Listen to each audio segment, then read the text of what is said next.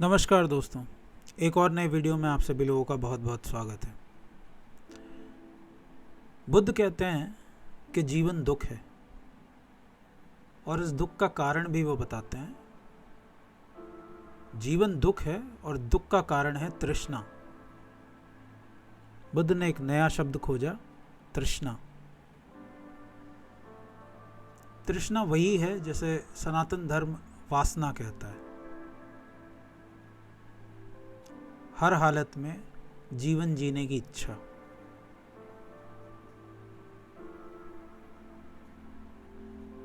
जीवन दुख है और ये दुख पैदा हो रहा है तृष्णा से।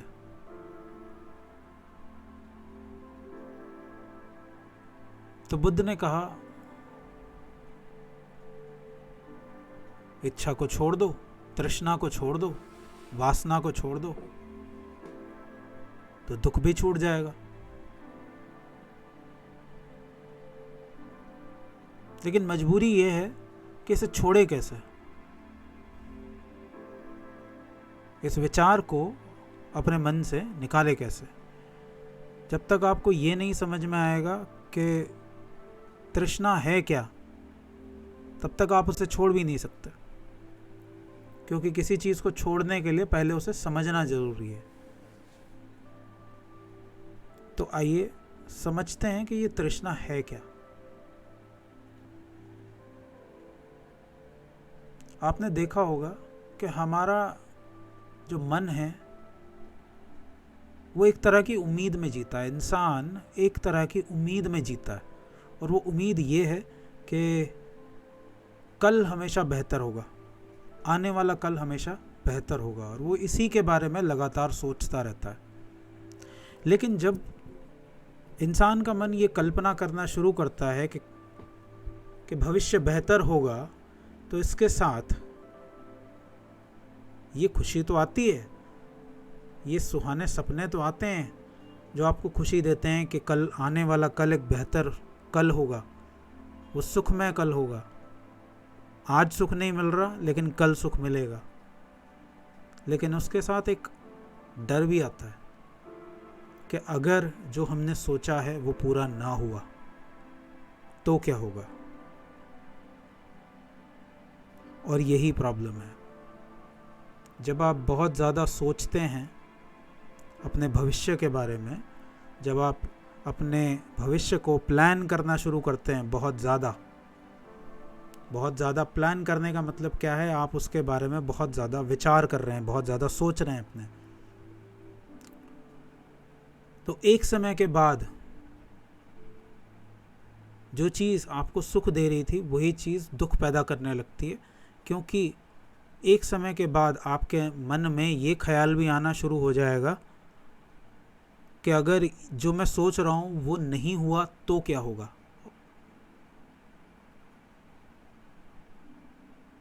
और खुशी के कंपैरिजन में डर एक ज़्यादा हैवी इमोशन है जो इंसान के मन को ज़्यादा मजबूत तौर पे पकड़ता है। डर से पीछा छुड़ाना इतना आसान काम नहीं है। सुख तो बहुत जल्दी छूट जाता है मन से, लेकिन जो डर पकड़ता है उससे पीछा छुड़ाना बिल्कुल भी आसान काम नहीं है, और वही दुख पैदा करता है। उसी दुख की बात बुद्ध करते हैं। उसे ही बुद्ध कहते हैं कि जीवन दुख है। कि आप अपने मन के विचारों की कल्पनाओं में इतना ज़्यादा खो जाते हैं कि वो एक समय के बाद कल्पना सुख के बजाय आपको दुख देने लगती है, दुख पैदा करने लगती है। जो कल्पना थोड़ी देर पहले, जो भविष्य थोड़ी देर पहले सुहावना था, वही भयावह हो जाता है, भय पैदा करने लगता है, डर पैदा करने लगता है आपके अंदर। और फिर वो प्लानिंग के सारे सपने खो जाते हैं और आदमी फंस जाता है इसी चीज़ में कि कहीं ये ना पूरा हुआ तो मेरा क्या होगा। ये डर पकड़ जाता है इंसान के मन को।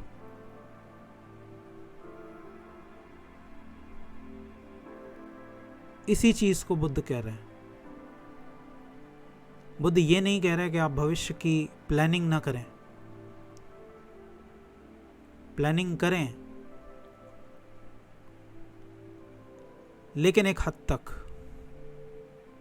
अगर एक हद से ज़्यादा आपने प्लानिंग की तो वही चीज़ जो थोड़ी देर पहले आपको बनती हुई दिख रही थी, वही चीज़ थोड़ी देर के बाद बिगड़ना शुरू हो जाएगी, टूटना शुरू हो जाएगी, बिखरना शुरू हो जाएगी।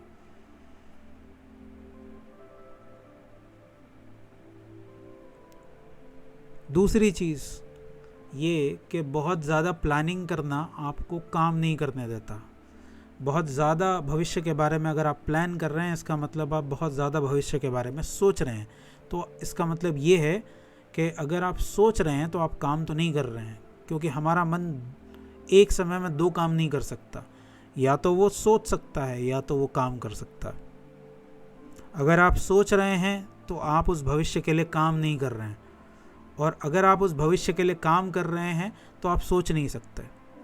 तो आपने एक बार प्लान बना लिया कि मुझे ये चाहिए, मुझे करियर में इस तरह से सक्सेसफुल होना है, फिर बहुत जल्दी ये ज़रूरी है कि आप उस तरफ काम करना भी शुरू कर दें।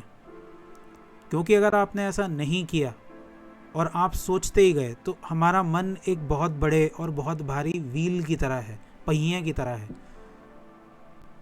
उसे आपने अगर एक बार, शुरुआत में उसे शुरू करने में मेहनत लगती है, लेकिन अगर आपने उसे एक बार शुरू कर दिया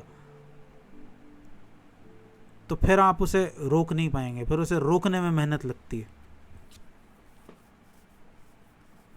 या तो जिस तरफ आप जाना नहीं चाहते हैं उस तरफ सोचिए मत, और अगर आप सोचना शुरू कर देते हैं तो फिर काम भी करिए उस डायरेक्शन में।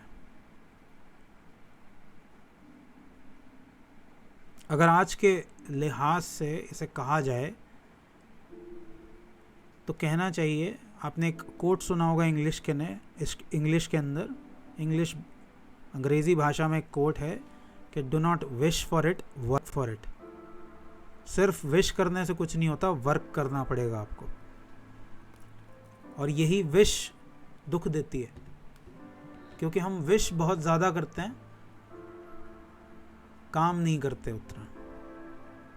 हमारी प्रॉब्लम यह है कि हम करते करते सोचते रहते हैं और सोचते सोचते करते रहते हैं, जबकि दोनों में से एक आपको करना होता है। अगर आप सोच रहे हैं तो सोच लीजिए पहले, प्लानिंग कर रहे हैं तो प्लान कर लीजिए पहले ढंग से, काम मत कीजिए उस वक्त। अपने दिमाग को, अपने विचार की शक्ति को पूरा काम करने दें, प्लान कर लें पहले, उसके बाद एक्शन करने उतरें, उसके बाद उस तरफ काम करने उतरें। और अगर आप काम करने उतर चुके हैं तो फिर सोचिए मत, फिर उस डायरेक्शन में काम करते रहिए लगातार, तभी आप सफल हो पाएंगे।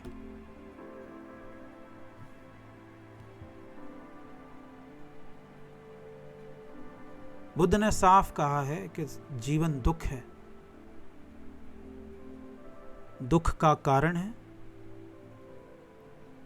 दुख से बचने के उपाय हैं, और उसके बाद एक ऐसी अवस्था है जो दुख के पार आपको प्राप्त होती है, जैसे बुद्ध ने कहा है निर्वाण। जीवन दुख है, दुख के कारण है, और वो कारण है तृष्णा, यानी आपकी इच्छाएं, आपकी अनकंट्रोल्ड इच्छाएं।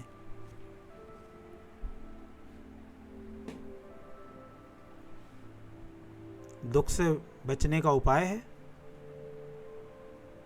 इन इच्छाओं को रोक दीजिए, लगाम लगाइए इनके ऊपर,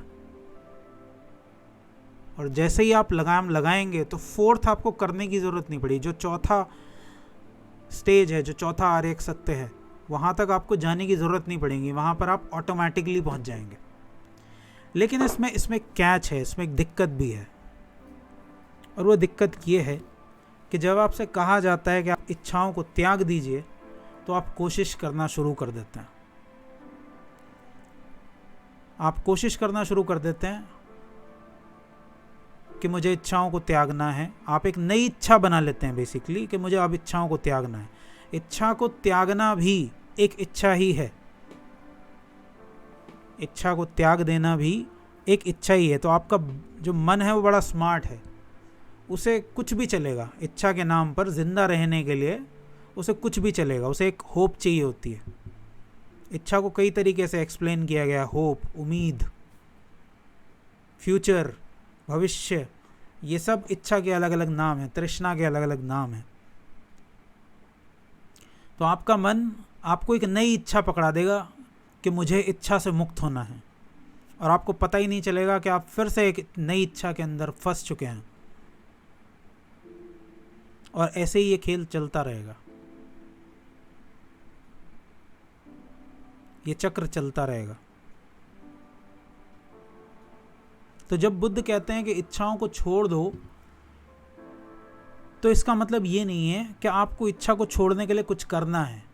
बड़े मज़े की बात यह है कि पकड़ने के लिए कुछ करना पड़ता है। अगर आपको किसी चीज़ को पकड़ना है तो करके देख सकते हो आप ये एक्सपेरिमेंट अभी के अभी, कि देखो अगर कुछ पकड़ना है तो एक्शन करना पड़ता है, लेकिन अगर छोड़ना है तो कोई एक्शन नहीं करना पड़ता, बस पकड़ो मत, इतना ही करना है, उसे भाव मत दो।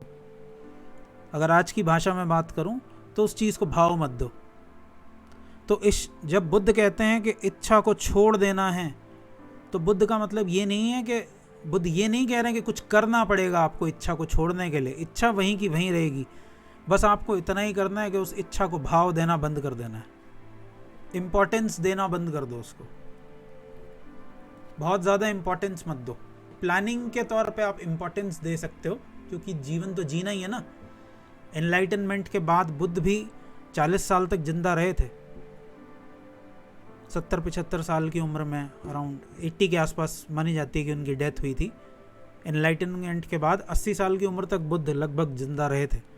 तो कुछ तो उन्होंने भी किया होगा, एक्शन तो उन्होंने भी लिए होंगे, कम से कम ज़्यादा कुछ नहीं तो चले फिरे होंगे, खाना पीना खाया होगा, ज़्यादा कुछ नहीं, सुसु पट्टी तो किया ही होगा। तो एक्शन तो यहाँ पर भी हो रहा है। कम से कम क्या उपदेश देना है इस चीज़ की प्लानिंग की होगी, कहाँ जाकर देना है इस चीज़ की प्लानिंग तो की ही होगी। तो बुद्ध ये नहीं कह रहे हैं कि आप कुछ करो इच्छा को त्यागने के लिए, क्योंकि ये एक और नई बेवकूफ़ी की शुरुआत है। आप फिर उसी ट्रैप के अंदर, उसी जाल में आप फिर से फंसने वाले हैं जिससे आप निकलने की कोशिश कर रहे हैं। तो जब बुद्ध कहते हैं कि इच्छा को त्याग दो, तो इसका मतलब ये है कि उसे एज इट इज़ छोड़ दो, कुछ करो मत उसके साथ। बस देख लो, इतना देख लो कि आपका मन इच्छाएं पैदा करता है, लेकिन ज़रूरी नहीं है कि आप उन इच्छाओं के पीछे भागो, उनके हिसाब से काम करो। और जब धीरे धीरे आप अपनी इच्छाओं को एक्सेप्ट करना शुरू करोगे, उन्हें भाव देना, एक्सेप्ट कर लो मीन्स भाव देना कम कर दो। जब उन्हें धीरे धीरे आप भाव देना बंद कर दोगे, तो धीरे धीरे मन अपने आप शांत होने लगेगा, अपने आप क्लियर होने लगेगा, अपने आप शून्यता की तरफ बढ़ने लगेगा, जिसे बुद्ध अनात्मा कहते हैं, शून्यता कहते हैं। बुद्ध की जो शून्यता है वो कोई डेड शून्यता नहीं है। जिस शून्यता की बात बुद्ध करते हैं कि शून्य में आप प्रवेश करेंगे, अनात्मा में आप प्रवेश करेंगे, वो कोई डेड नहीं है, मरी हुई नहीं है, वो कोई मौत की खामोशी नहीं है, वो एक डायनामिज्म है एक तरह का,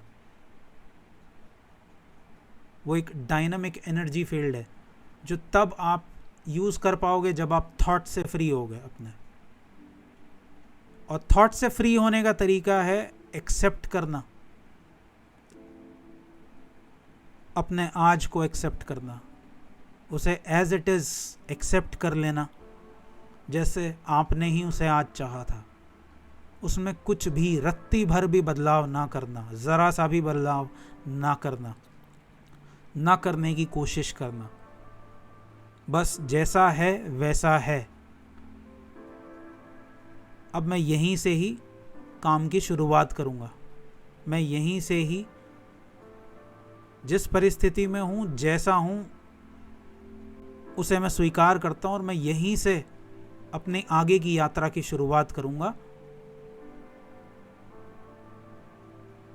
अपने शारीरिक स्तर पर और मानसिक स्तर पर कुछ भी बदलने की कोशिश नहीं करूँगा। मैं जैसा हूँ वैसा ठीक हूँ, वैसा परफेक्ट हूँ। बुद्ध इस एक्सेप्टेंस की बात करते हैं।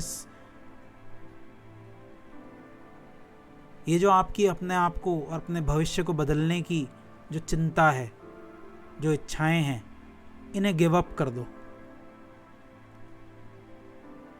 क्योंकि आप इच्छाओं को हटा नहीं सकते। इच्छा के बिना आप काम ही नहीं कर सकते। अगर आपकी इच्छाएं शून्य हो गई तो फिर इस धरती पे आपका कोई काम नहीं है। आप एक परफेक्ट बीइंग हो गए, आप जाइए यहाँ से। आपकी बॉडी और आपकी जो कॉन्शियसनेस है वो सेपरेट हो जाएगी। कॉन्शियसनेस बॉडी को छोड़ देगी।